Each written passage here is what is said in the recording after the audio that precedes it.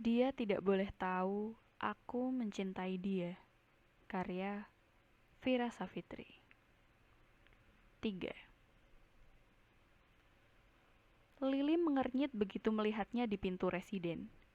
Di mana Daniel? Kenapa kau datang sendiri? Henry tersenyum, membayangkan orang tuanya menanyakan hal yang sama. Dia bilang ingin istirahat. Ia menatap sekeliling, berpura-pura tidak melihat kerisauan yang terpeta jelas pada gerak-gerik kakaknya. Di mana Pipa? Lily menatapnya dalam sorot sinis dan tidak percaya sebelum akhirnya berbalik dan berjalan lebih dulu. Dia masih di kamarnya. Kita sebaiknya ke ruang tengah. Mam dan Pa sudah menunggu. Henry menyusul sambil merutuk keputusan Daniel dalam hati. Ia pun enggan bertemu orang tuanya malam ini, andai Daniel tidak memilih melindungi dirinya yang egois itu. Di mana Daniel? Tanya ayahnya langsung begitu melihatnya. Aku tidak bisa membujuknya kali ini, Pa. Dia flu. Rosamund menatapnya seperti Lily menatapnya tadi. Kau percaya dia flu? Setidaknya itu yang dia bilang padaku. Tony menggerutu dan bangkit dari sebelah Rosamund. Sebaiknya kita makan sebelum makan malam menjadi dingin. Aku lelah menunggu.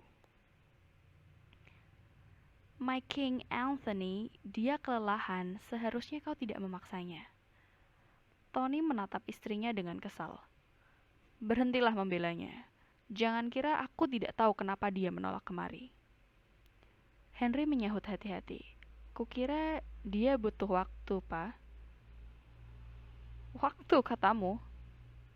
Nada getir Tony membuat Henry lagi-lagi mengomeli Daniel dalam hati. Aku heran, dia masih menanggung aib pria mati itu hingga detik ini. Kita tahu itu bukan salahnya. Anak itu terlalu sentimental. Daniel bilang ini tidak ada hubungannya dengan Ian. Henry menguatkan diri saat Lily menatapnya. Ia tahu kakaknya akan tersinggung mendengar nama Ian disebut. Bagaimanapun, Ian sahabat Hugh Callahan.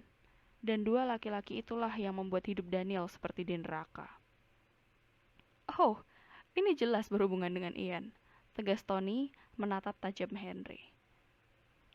Aku akan memanggil dan menyuruh Pippa turun. Orang tuanya menatap kepergian Lily, sementara Henry mempertanyakan keputusannya mengungkit Ian barusan dalam hati. Ia sedikit merasa bersalah, tapi tidak tertarik untuk meminta maaf. Tony menoleh dan berbicara lagi, kali ini pada istrinya. Dan membuat anak itu menandatangani kontrak kini menjadi tugasmu, My Lady Rosamund. Rosamund tidak menyahut sampai Tony meninggalkan ruang keluarga. Kau seharusnya tidak mengungkit hal itu di depan ayahmu. Tolong, jangan bilang kau menyalahkanku sekarang. Ibunya berdecak sebelum menyesap teh. Sebaiknya kau susul Old Man, tapi jangan mendebatnya lagi. Henry tahu seharusnya ia mengangguk saja, tapi sebuah pertanyaan menahannya. Ia menatap ibunya dan bertanya agak ragu. Apakah Daniel akan memaafkan Hugh? Kita lihat saja nanti. Dia mungkin tidak sadar, tapi kebencian itu akan merugikan dirinya sendiri. Harumi menahan belanjaannya dengan lutut, mengunci pintu sambil mengamati Eleanor yang rebah di sofa. Apa yang terjadi? Tanya gadis itu berjalan ke dapur, menaruh belanjaan. Keningnya berkerut melihat Eleanor hanya menghela nafas. Katakan padaku, siapa nama laki-laki ini? Eleanor meliriknya sekilas sambil berusaha duduk. Apa hubungannya? Kau tidak pernah kacau dalam pekerjaan, jadi ini pasti karena laki-laki. Tawa kecil Harumi membuatnya memutar mata. Kau ingat Samuel Parker yang kuceritakan dulu? Ia memberi jeda di antara kalimatnya. Tadi pagi aku mendapat undangan reuni SMA. Menurutmu, apa dia akan datang? Kau mau dia datang? Harumi balas bertanya. Aku serius. Aku juga serius saat kubilang kau butuh kaun baru untuk memastikannya. Jangan khawatir, Aku akan mendandanimu nanti. Eleanor berdecak. Ia tahu Harumi Masaki memang berpengalaman dalam mendandani orang. Ia salah satu makeup artist paling dicari saat ini. Tapi itu bukan jaminan Eleanor akan hadir ke reuni. Saat Harumi sudah sibuk di dapur, Eleanor menyahut lagi. Apa kau sedang membuat makan malam? Aku belum makan sejak tadi. Harumi melempar tatapan menuding. Kenapa? Jangan bilang undangan reuni itu membuatmu kehilangan selera makan. Reuni ini menyangkut harga diriku, asal kau tahu. Ringisan Harumi menunjukkan sikap masa bodohnya. Aku akan memanaskan sandwich. Oh ya, minggu depan aku harus ke Maidstone. Apa aku boleh pinjam mobilmu? Sejak tahun lalu mobilku bermasalah. Aku terpaksa menjualnya pagi tadi. Berbicara tentang mobil bermasalah, pikiran Eleanor kembali kusut. Ia teringat laki-laki yang membantunya di parkiran tadi. Siapapun laki-laki itu, kenyataannya mobil Eleanor menyerempet mobilnya. Sekali lagi Eleanor memarahi dirinya. Ia lupa apakah ia sudah meminta maaf pada laki-laki itu atau belum, tapi seingatnya ia tidak mengucapkan sepatah kata pun yang bisa terdengar setelah mendapati Lamborghini sialan tadi milik laki-laki itu. Kau bisa pakai mobilku, tapi aku harus membawanya ke bengkel dulu. Eleanor menggigit bibir, mengingat-ingat kejadian di parkiran tadi. Tadi aku menabrak Lamborghini di parkiran, jadi Harumi menghentikan kegiatannya di dapur dan langsung menoleh. Bloody hell, kau menabrak Lamborghini? Aku tidak tahu kenapa Lamborghini itu di sana atau kenapa aku harus menabraknya. Segalanya terjadi begitu cepat dan semuanya salahku. Terang Eleanor cepat-cepat. Harumi masih menunggu kelanjutan kalimatnya. Sudah jelas penjelasan Eleanor tidak berhenti sampai di sana. Dan pemilik Lamborghini itu menyuruh pembawa mobilku ke bengkel kenalannya tanpa mengungkit-ungkit mobilnya. Cerita Eleanor final. Dia tidak menagihmu? Aku tahu, mustahil masih ada orang seperti itu saat ini. Memang, kebanyakan mungkin memakimu habis-habisan atau langsung melindas tubuhmu dengan mobilnya. Tunggu, apa kau bilang jadi pemiliknya laki-laki? Dia menyebut namanya, tapi aku tidak dengar karena Kate menelpon. Dia terus mengungkit reuni sialan itu.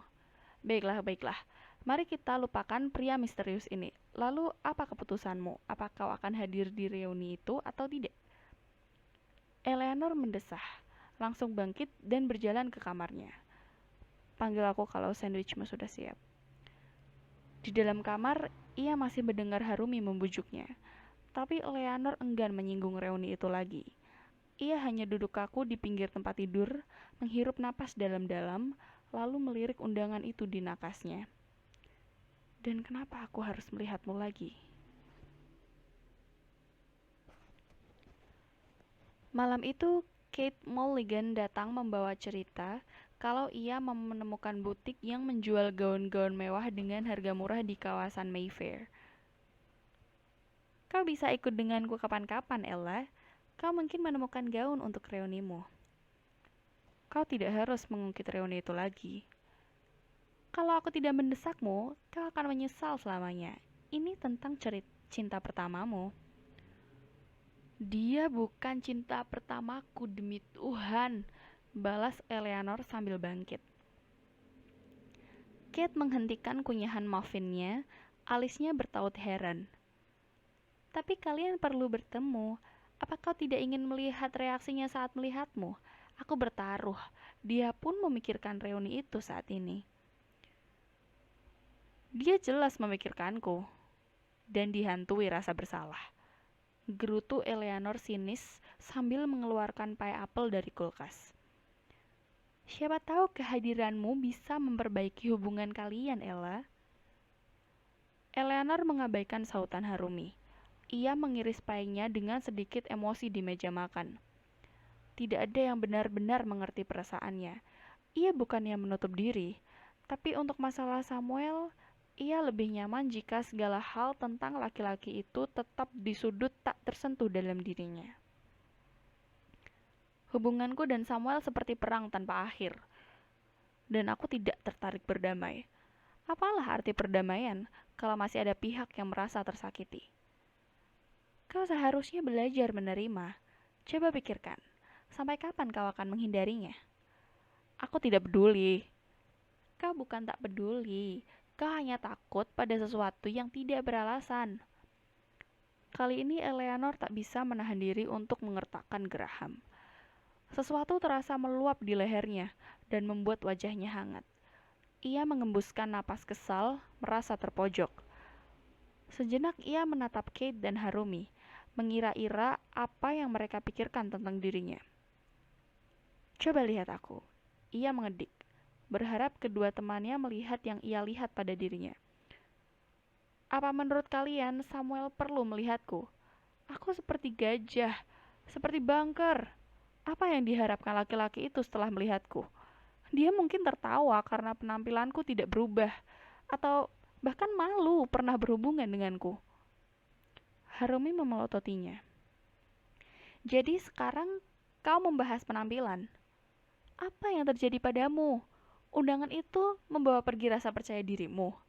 Selama ini kau hidup normal, menjadi dirimu sendiri, menikmati pekerjaanmu, memiliki banyak teman yang peduli padamu. Kini kau mau menepis kenyataan itu karena sebuah undangan dan laki-laki dari masa lalumu yang tidak bisa melihat semua itu? Eleanor membuang muka sebelum kepalanya berhasil menemukan balasan yang meyakinkan. Berhentilah berpikir kau tidak menarik, tambah Harumi dalam nada lebih waras. Eleanor kembali menatapnya, meski masih kesal. Dan jangan coba-coba mengatakannya di depanku, karena aku tahu itu tidak benar dan aku benci melihatmu berpikiran buruk tentang dirimu sendiri. Ini bukan seperti dirimu, Ella. Cetus Kate bingung. Kau tidak pernah sepesimis ini. Coba ingat-ingat. Kau pernah memacari Adrian Hamann. Kita tahu dia model dengan bayaran tertinggi di Jerman. Apa hubungan hal itu sekarang? Eleanor mematung. Lalu, Luiz Silva, pria keturunan Brazil yang menjadi chef di Riparian. Jadi, penampilan apa yang sebenarnya kau bicarakan saat ini? Eleanor berdecak melihat reaksi kedua temannya. Mereka jelas tidak mengerti yang dirasakannya. Ia memutuskan berhenti menanggapi, setidaknya sampai suara Harumi terdengar lagi. Ayolah Ella, yang ku tahu, siapapun tertarik padamu tanpa melihat penampilanmu. Kau mengencani banyak pria tampan tanpa perlu berusaha. Jadi, apa yang membuat semua ini berarti? Karena ini Samuel, dia membuat segalanya berbeda. Mendadak Eleanor terperangah. Tidak tahu bagaimana kata-kata itu melesat dari bibirnya. Ia menelan sekat pahit di lehernya dan kembali melanjutkan karena tidak yakin ingin mendengar respon kedua temannya. Ini mungkin tidak masuk akal, tapi aku ingin terlihat baik-baik saja di depannya. Kalau begitu kau harus diet, cetus Kate. Terlihat baik-baik saja, bukan kurus. Dan bicara tentang diet, terakhir melakukannya aku berakhir di ruang darurat dengan selang menempel di tubuhku. Kau sendiri yang membawaku ke rumah sakit waktu itu. Biarkan aku mengawasimu kali ini. Aku yakin berat badanmu bisa turun 15 hingga 20 kg dalam 2 bulan. Sebelah tangan Eleanor terangkat ke bibirnya, ia menatap Kate agak ngeri. Demi Tuhan, Kate, kalau mau membunuhku, dorong saja aku dari lantai 20. Aku bisa mengusahakan beratmu turun 10 kg dalam 2 minggu. Tapi kalaupun diet ini gagal, kurasa itu bukan alasan untuk absen ke reuni itu. Kau tidak perlu memikirkan penilaian Samuel. Pikiranmu dan penilaian laki-laki itu atas dirimu dua hal yang berbeda, timpal Harumi. Jantung Eleanor berdebar lebih keras. Bayangan-bayangan familiar tentang Samuel yang selama ini menekan sudut-sudut kepalanya kembali bergumul di hatinya. Ia tidak ingin mempermalukan diri di depan laki-laki itu sekaligus ingin dia menyesali kesalahannya.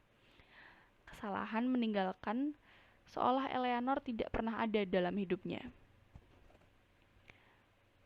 Apa salah kalau aku ingin terlihat berbeda di matanya? Aku hanya tidak ingin dia melihatku seperti dia melihatku dulu. Apa itu berlebihan? Eleanor berbalik, kembali sibuk dengan painya ketika sadar dirinya mulai salah tingkah. Tapi kemudian Harumi berkata lagi di belakangnya, "Ini bukan tentang bagaimana kau terlihat berbeda di depannya, Ella, tapi bagaimana dia menemukan kerinduan pada dirimu sekali lagi."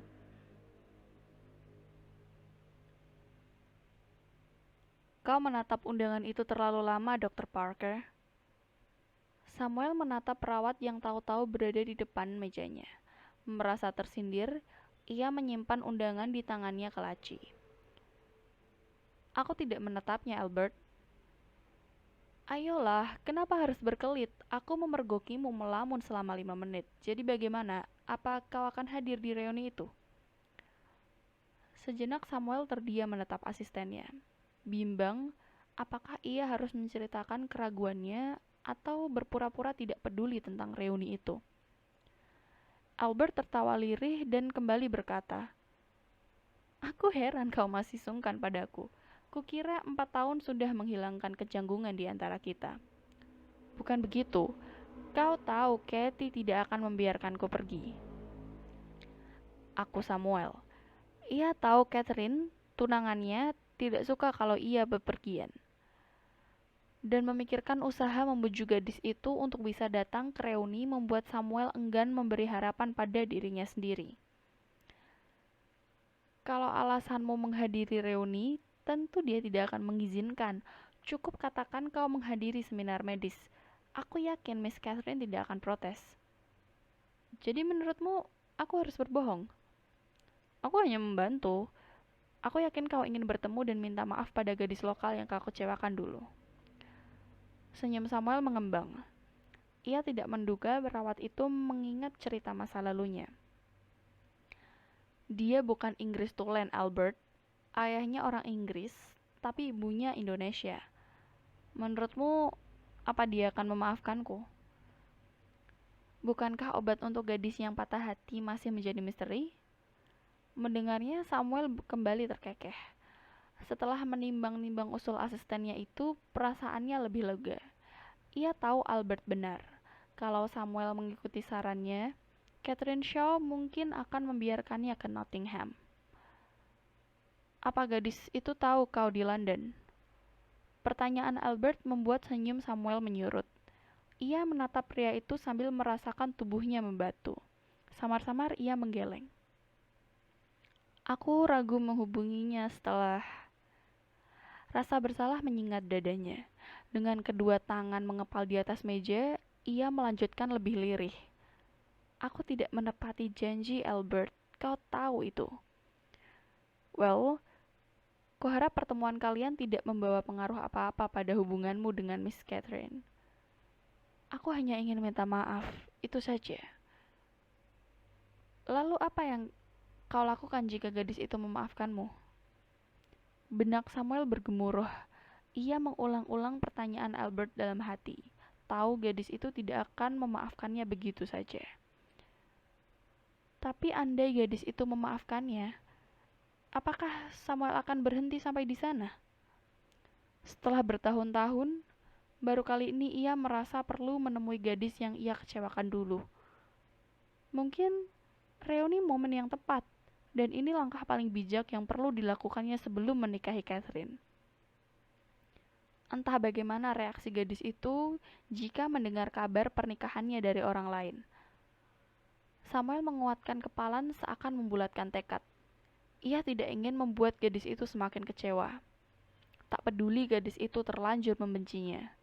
Namun, bolehkah ia berharap gadis itu memaafkannya? Bibir Samuel bergerak gelisah. Sekelumit emosi menjelma menjadi benang kusut di lehernya. Ia mulai takut membayangkan kalau gadis itu benar-benar datang ke Trafalgar Square waktu itu. "Kalau begitu, kuharap gadis itu memaafkanmu." Samuel terperangah saat Albert kembali bicara. Alis pria itu bertautan, mencoba menggali ingatan. Maaf, aku lupa lagi. Siapa namanya waktu itu? Samuel perlahan tersenyum. Tahu yang pria itu pikirkan. Ia merasa lebih baik ketika Albert berhasil menyeretnya keluar dari masa lalu, walaupun jelas pria itu tidak menyadarinya. Ella, namanya Eleanor Swan, Albert.